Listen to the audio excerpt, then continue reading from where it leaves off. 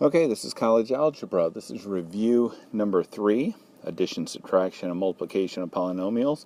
I think one of the things you're going to find about this review section is for the first week and a half, it's going to be pretty elementary stuff. So rather than get bored with it or like, oh, come on, challenge me here, go ahead and take it as a gift from heaven as far as oh, phew, the first week and a half at school isn't going to be too terribly hard. So that's a good thing with everything else I have to do. So take it like that, and life will be so much better.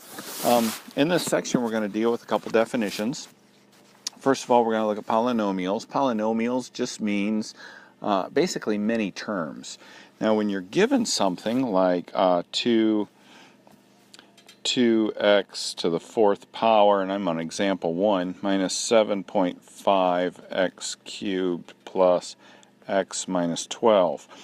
All right, we have a polynomial there, and how do I know that? Well, it's got many terms, and how do you determine terms? You look at plus and minus signs, and for the most part, it's not, a completely accurate description of a term, but for the most part, a term will be separated by plus or minus signs. So we have 3 plus minus signs, and you add 1 to that 3, and you get 4 terms. So there's 1, 2, 3, 4. Okay, so either way you want to do it, count the signs and add 1, or just count things on either side of the plus sign will work. So that's the terms of the polynomial. So we've got 2x to the fourth. We have a negative 7.5x squared, an x, and a negative 12. Don't forget to drag the sign with it as far as the term is not just 12, it's the negative 12. It's the sign in front of it as well. All right, so then we've got coefficients, which coefficients, if you remember, are the numbers in front of the variables. Coefficient here is 1, and this here that does not have a variable with it is just called a constant. And then when you put them in order from highest exponent to lowest, or you put it so the leading or the highest degree of the coefficient, or highest degree of the polynomial is first, the number in front of the highest degree is called the leading coefficient. Okay? So, leading coefficient, when you have them in order from greatest to smallest, as far as the exponents are concerned, this will be your leading coefficient, the 2. All right, so another thing we're going to look at is the degree of the polynomial. The degree of the polynomial will be looking at each one of the terms, finding the term that has the highest degree, and that will be the degree, or the degree of the polynomial. So this is example 2, part B. So the degree of the polynomial, we're going to put them in order. 5y to the fourth plus y squared minus 3 halves. And the degree of the polynomial will be that one there. Now, if I had something like 5xy to the fourth, let's make it x squared y to the fourth plus 3y to the fifth, which one is going to be the higher degree? This one here, because we're going to add the exponents in each term, and that will determine which one has the highest degree. So it's the sum of the exponents of the variables in a term will determine the degree of the polynomial. Okay? So if you look at the top of page number 18, there's a long polynomial there. And if you add up with the 5x to the fourth y squared minus 3x cubed y to the 8th, etc., you'll notice that the first term has a degree of 6, the second term has a degree of an 11, the third term, the 7xy squared, has a degree of 3, and the 6 has a degree of 0, since there's no variable at all there. So it makes it pretty easy to be able to find the degree. So if you look at example 3, you'll notice that your degree of the polynomial is going to be 6. okay, because the degree of the first term is 3, the second term is 6, the third term is 0, so you're going to grab hold of the a squared b to the fourth, and that negative 11 a squared b to the fourth has the highest degree, and it becomes the degree of the polynomial. Okay, a polynomial with just one term, like say negative 9y to the sixth. That's one term there. It is a monomial, and if we have two terms, like that, that's called a binomial, B-I-N-O-M-I-A-L, just like bicycle too. And then we get to the only other polynomial that actually has a name, and it's called a trinomial, because it has three terms. Other than that, we just call them polynomials. So monomial, binomial, and trinomial have their own names, and anything above that are just called polynomials. And one of the things that's important as far as a polynomial is concerned is whenever you have a polynomial, the exponents have to be positive. Okay? So if we have an expression like this, that's not a polynomial, nor is it a binomial, because we can write this as, right there is a negative exponent, so it's not a polynomial. So, just something to remember when we're doing these. Now let's. All right, so now let's look at example number 4, and we're going to actually add and subtract some polynomials here.